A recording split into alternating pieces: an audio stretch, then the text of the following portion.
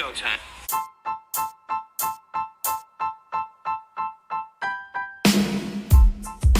The boys are back. That's right, Florida Man Sports is here with another exciting episode. So just sit back, relax, and enjoy the ride. This is Florida Man Sports. Ladies and gents, FM Sports is back. Ow! Let's go. Salute. If we had glasses, I would have gone all the way, but I'm too lazy. You go all the way? Listen, folks, we are streaming on all major platforms, so do please like, share, subscribe. And if you are watching this, it's Friday, 8 p.m. Eastern, 7 Central. Okay, nice. 7 Central. I don't think they care. And as always, we are streaming on your favorite platforms. Always trying to get to 100 likes on Facebook, Facebook likes. And thank you so much for tuning in. Jonny Cinco, this recording is on Thursday. Do you want to know why? Why? Because tomorrow I have an engagement that I have to take care of. I can't go into details, but it's something I have to do. Your vasectomy. That is none of your business. But the fact of the matter is, you know, if we were funded properly, I may not have to attend. Does that make sense? What are you talking about? We're sponsored this show today by Modelo. Like, I don't know what you're talking about. We're set, bro.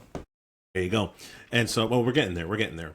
But fact of the matter is, it is Thursday. Right now, the Hall of Fame game is happening. As we speak live, the Chargers are 14, Lions are 0. Does it even matter? No, it's good to see football finally. You know, like, we've missed it. You're seeing something. I'm so excited. Yeah. It's whatever. It's something happening. So it gets your beak wet. So. And at Florida Man Sports, you know, we do talk NCAA football, starting with the Florida teams. But because it is the game that is starting, kicking us off here in the NFL, Jonny Cinco, let's go to the latest breaking news right now. That is McLaurin has requested a trade. He's requested a trade because he's not getting paid. What is your instant reaction on it? Well, I mean, the Patriots have been fishing for a wide receiver for the last couple of months. They're always looking for something here. So is he actually going to sit out? Is he going to go without? The Commanders going to go ahead and find him. I don't know, dude. The Commanders already paid. They went ahead and picked up Debo. They have something there. He's pissed off because he's been there. And he's like, yo, pay me. And I get it. But I'm like, dude, he's going about it the wrong way. Is he going to trade? It's too early to say what's going to happen. I was curious if you were going to go company man or player on this. He is in the last year of his contract. Player. Well, okay, last year of his contract, $19 million is not cheap money for a wide receiver, in my humble opinion.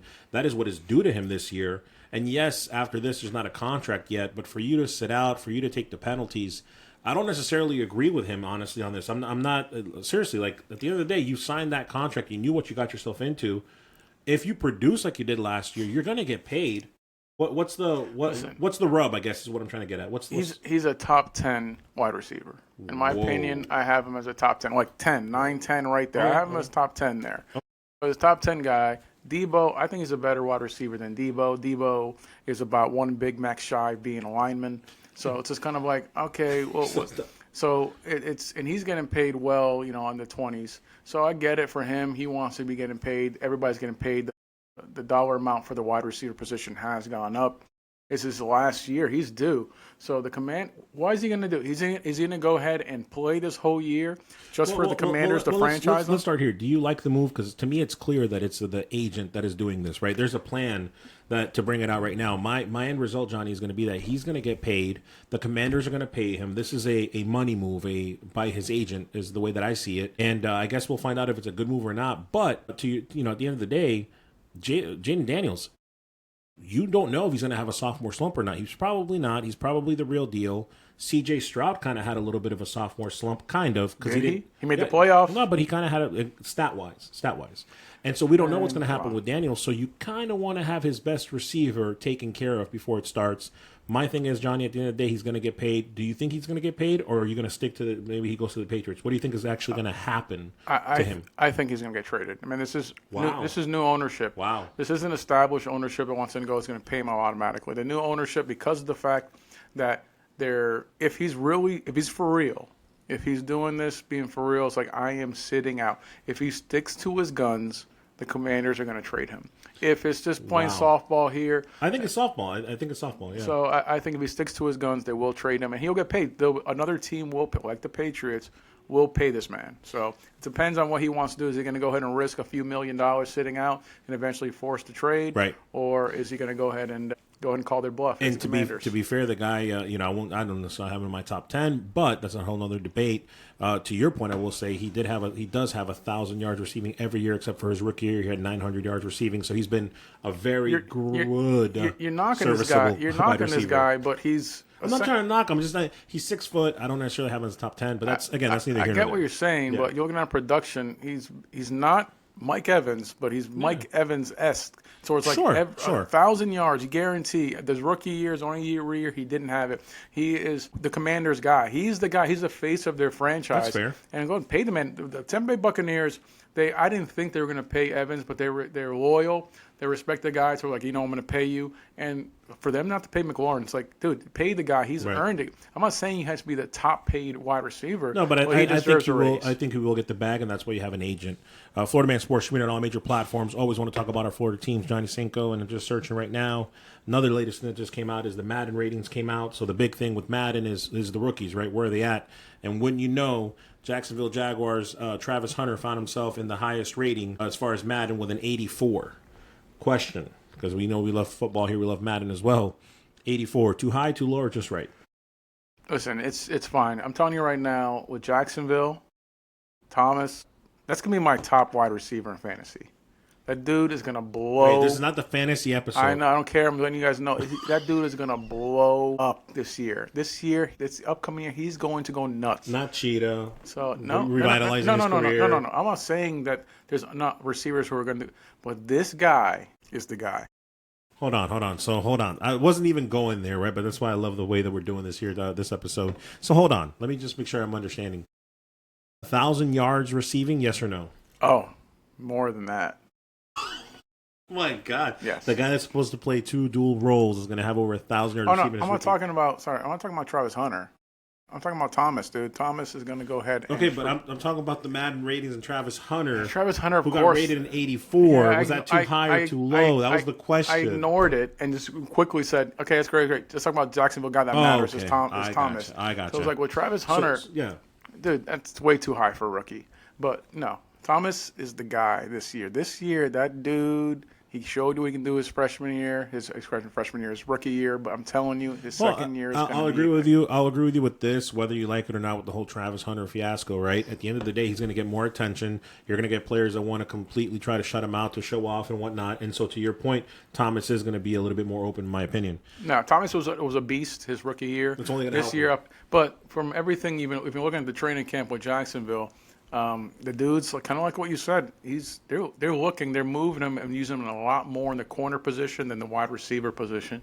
So I don't think he's going to get 600 yards receiving this year, maybe even 500 yards receiving this year. Oh, wow. For what's happening right now. If you're looking to see the trending practice with Travis Hunter, no, they're like, okay, we're going to move you, using him a lot more, like 70-30. Like corner compared to wide receiver. So he's not going to get the reps to really get the amount of yards that we hope to get him. But he's still going to be a beast. But, yeah, he's going to be primarily, looks like right now it's early, primarily defensive player. I'll agree with you that I think that it's a little bit too high, and I'll agree with you that he's going to be around that 600 yards, and that would be considered a great thing. I don't think he's going to reach that. That's another conversation. But the fact of the matter is Hunter is rated at 84. Abdul Carter, which I thought was going to be rated higher, he's at 81. Any thoughts on that? No, that's about right. And then last one, Ashton Genty, the Vegas running back, he's at 83. Listen, the anomaly when it comes to rookies is the running back position. So 83, and rookies in general in the 80s, even the high 80s, I think it's a little bit much. That's even the lower. But Genty, yes, that's fine. Running back for Hunter, I think a better number for him being with these so many unknowns is about 75. 75, 78 for Hunter. Madden rating would have made more sense. But, hey, we'll see what happens. Florida Man Sports always want to dig a little deeper than normally on our Florida team, Jonny Cinco. So just throwing something out there that we noticed in camp. That is Rachaad White. Yes, he took the bench. Now he's backing up. Oh, who called Bucky that? Irving, right? Who called that? Hold on, but that's not the story here. Christ. The story here is that Rachaad White is actually lighter. He's about 8-9 pounds lighter. He's feeling better. He's healthy. And if you look at the tape of what they're doing when they're practicing during the summer, dude looks great. So a controversy, he's saying no. Will there be a controversy? Are they going to split carries, or is Bucky Irving just going to take over completely? What are your thoughts on what's going to happen this year for the Tampa Bay Bucs? I'll repeat it again for everyone who hasn't heard me. This guy, listen, we got a whole new thousand new audience. Is in love with White. I think so. It's like Bucky Irvin's the primary back. He's going to get over 1,000 yards. He is the guy. Now, White's going to go ahead and be the backup. He's going to help out. We'll see what happens. Now, I know you think, of course, with the running back position, injuries can happen. You think injuries are going to happen with somebody, probably Bucky Irvin, all this, whatever. Don't plan to fail. Don't fail to plan, right? Always want to be prepared. Cover your bases. Yes, I understand all that. That's why they have plenty of backs, so I understand that. But the primary back for the Tampa Bay Buccaneers is going to be Bucky Irvin, and he's going to go ahead 1,000 yards rushing. He's going to have a good season. You saw everything you saw what he did with Oregon. You saw what he did last year. No controversy. No controversy. No controversy. Okay. No. All right, no, that's fair. So then let me ask you this: yes or no? White, 400 yards rushing. Yes or no? 400. Yes. 500. Yes. That's a big running game for the Bucs, right? 600. No. Okay, so 1,500 yards. Okay, all right. That's where I see him. I can live with that. And as far as the contract negotiations go, White is in the last year of his contract. Do we re-sign him? What do we do with with Rachaad White? He's not going to be re-signed unless, let's say, Bucky goes down and White has a career year. Even if he has a good year, they're not going to. That's how the league works. But if this guy blows up because Bucky went down, that's the only thing that's going to have him go ahead and remain a Tampa Bay Buccaneer. But this will be the last year for Rachaad White as a Tampa Bay Buccaneer. I disagree with that completely. I think that, and I'm going to just take one of the things you always like to say, the best thing is your ability, is your availability, or some nonsense that you like to say. I say which actually makes a little bit of sense. And at the end of the day, I don't know that Bucky Irving can handle 1,000 yards. Prove me wrong, please. I want to see it. And if he does, and again, prove me wrong. I want to see it. And if that's the case, then great. But at the end of the day, I think that you got somebody like White that's going to be foaming out the mouth for an opportunity to show that he should be the starter. And I'm excited about that. If you're a Buccaneer fan, you should be excited about that. I feel like we're going to have, I disagree with you. I disagree with you on 1,000 yards and 500. I see more of like a 800, like a freaking, like the Lions did a couple years ago, a little double dragon at the running back position. That's at least what I hope for the Tampa Bay Bucs. Yeah, well, I mean, you're hoping, but at the end of the day, you're foaming at the mouth. He was the starting running back, and he couldn't produce the way they expected him to produce. Bucky came in his rookie year and surprised a lot of people. So when you bring somebody in that surprise, the light goes up, you see the talent, you see what he can do. There was a lot more athleticism with Bucky Irvin than we ever saw with White. So White is going to be the backup. White is going to go ahead and handle his business here, but unless White has a career year, something insane, this will be the last year for Rachaad White. Well, I mean, at the end of the day, to your point, Johnny, I think it's just do what you need to do when you get the time to get the ball. If you're a third down back, if that's what happens, right? Take advantage of it and do the best that you can, and hopefully opportunities will open up. That's what he needs to do. He needs to do what he needs to do. Yeah, let me pivot to Baker Mayfield, because a lot of him with the new offensive coach, we kind of talked about it here at Florida Man Sports, and what he kind of needs to do as far as a quarterback position goes. Yeah, don't throw picks. Right. Thank you. Let's talk about that. So this season, forget about the touchdowns, forget about the passing yards, forget about the wins for a second. Let's just talk about interceptions. That's the biggest thing for Baker Mayfield. I think the stat was, Johnny, that over the last 3 years, he's thrown the most interceptions out of any NFL quarterback. He's a new Brett Favre. Okay, so wow. So he's a gunslinger. I agree. So this year, let's put a number on it. For the Bucs to make the playoffs, for the Bucs to win the NFC South, and for the Bucs to win a playoff game, let's just put it like that. And I'm not talking about NFC Championship. I'm not talking about Super Bowl. But just to get to that point, interceptions. How many? What's the maximum that he can get? Listen, give me. I want a number. What's the maximum for the Tampa Bay Buccaneers to have a successful season? Now, me and you differ on what we consider a successful season. We talked about that. Yes, absolutely. So for you think that winning the division is a successful season. Well, hold on. I'm not going to put words in my mouth. What I said last episode, a couple episodes ago, was that he doesn't have to do what he did last year. Like, I don't need 5,000 yards. I think 4,000 passing yards. Oh, he didn't hit 5,000 yards. 20. Well, he had 40, whatever, right? Not 5,000. I said 4,000 passing yards, right around that range. Right, 4,000 passing yards, around 30 touchdowns. I don't need any 28, 30 touchdowns.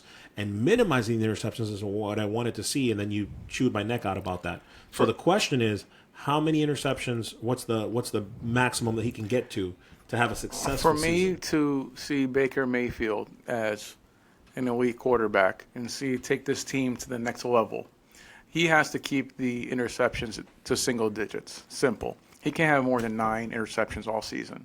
So when you're going to go ahead and have 30, 40 touchdown passes, great. You cannot go into double digits and turning the ball over. So 9 interceptions.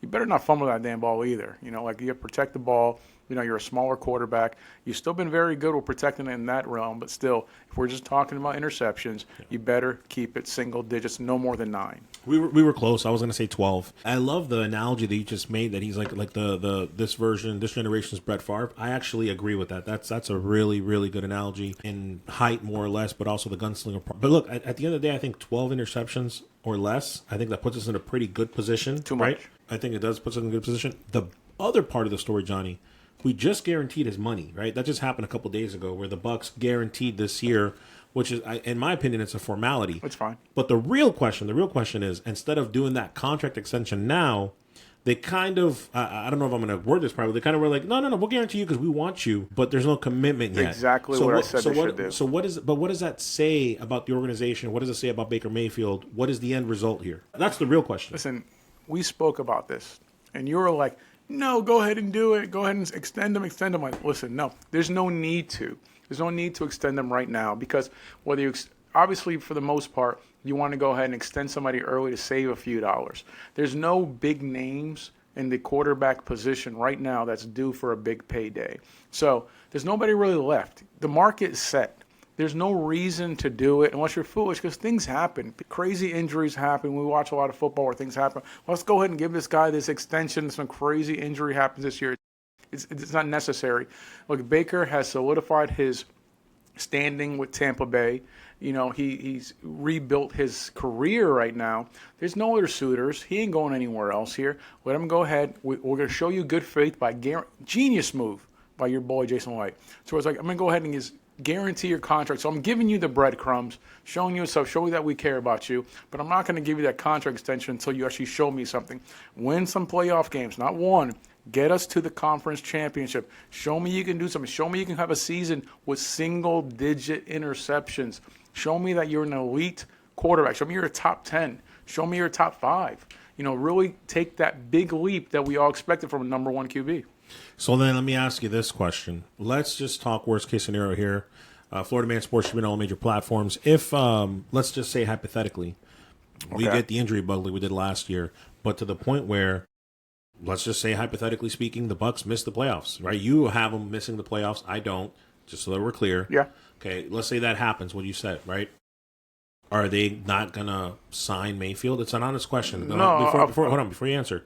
I believe that no matter what, they're going to sign him to an extension. That's where I'm coming from when you say, well, you said I should have signed him. Yes, because at the end of the day, even if we miss the playoffs, I don't have a scenario in my mind where we don't sign Baker Mayfield to a extension. So if that is in fact true and that is in fact the case, then yes, doing it now saves us money. That being said, I do agree with you, and the last time I'm going to say it, I've said it 3 times this episode. I do agree with you that it is a smart move by Jason Light because in Jason Light we trust. I've always said that. And I think that it's great to kind of give that about face, if you will, and say, here's that guaranteed money. We always thought you could do it, and then kind of waiting and seeing. Now, if they miss the playoffs, Johnny, will you be man enough to be like, you know what, let's draft a quarterback? No. That's where I'm going with it. That's the real question here, right? No, I disagree. At the end of the day, I'm the guy just telling you that Tampa's going to miss the playoffs this year. Regardless, unless Baker just takes a freaking nosedive, which even if he doesn't have an off year, at the end of the day, Baker's your guy. He's your guy right now for the foreseeable future. He's going to be your guy for the next 2-3 years. So then why not pay the man now? I just explained that because the market isn't going to go up for the quarterback position between now and next season. It's just not. So if he falls off, you're still re-signing him, but for less money. Because now it's like, hey, we believe in you, but you'd have an off year. We can go ahead and give you an extension that's going to be significantly less than what somebody like ridiculous contract like Daniel Jones got with the Giants. Those type of contracts that were like a oops contract. We're going to go ahead. You're a guy, but we're going to have a more of a Tampa Bay friendly contract instead of going ahead and have a Dak Prescott Cowboys contract where you're going to go ahead and give you the farm. Now, the other side of the coin is if Baker balls out and does, of course, and pulls, Joe Flacco, what he did with the Ravens, and they say go ahead and earn it and wins the Super Bowl, gets there or gets to the NFC Championship, then Baker is going to get paid. So it's kind of like, hey, here's your moment. Here's your moment. So it's a win-win for Tampa. Tampa's going to go ahead and still go and say, all right, you ball the heck out. You do something here. We'll pay you significantly more than we would have paid you right now. But if you have even a standard or mediocre year, we're going to go ahead and be able to get you on the cheap. Bottom line is everybody's happy, including Baker Mayfield. That's a great sign for the Bucs as we're moving forward through training camp. Florida Man Sports, we're all streaming on all major platforms. As always, please like, share, and subscribe if you're catching the Dolphin segment of the episode. Jonny Cinco, let's talk about our Miami Dolphins. Sure. A lot of stuff going on next. A lot of communication as far as the injuries. We are now depleted at cornerback and safety, and it's a problem. Exactly, to the point where obviously we already know this, but all new backfield. It's done. There's nothing we can do about it. All new, whether it's injuries, trading, or signing somewhere else.